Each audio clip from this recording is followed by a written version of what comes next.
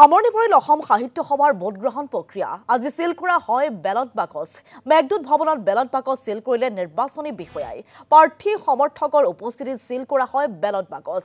21 নৱেম্বৰৰ পৰা জিলা আৰু শাখাসমূহত হৈছিল ভোটগ্ৰহণ প্ৰক্ৰিয়া আৰু এবাৰ সভাপতি পদত দুজন উপসভাপতিৰ পদত তিনিজন আৰু প্ৰধান সম্পাদকৰ পদত তিনিজনে প্ৰতিদ্বন্দ্বিতা আগবঢ়াইছিল প্ৰাৰ্থীসকলৰ সমৰ্থকসকলো আহিছে তেওঁলোকৰ উপস্থিতিত যেটো প্ৰসেস নৰমালি যেটো অফিচিয়েল প্ৰসেস বুলিয়ে কম হেতু মতে আমি সিল কৰিলো আৰু সিল কৰি তাত যিখিনি পাইছো একৰ্ডিংলি কৰি কাগজেতে ভালকে বান্ধি এটা ষ্ট্ৰং ৰুমত থাকিব আৰু আমাক কোৱা মতে দদৰাত আমাৰ ইয়াতে দদৰাতে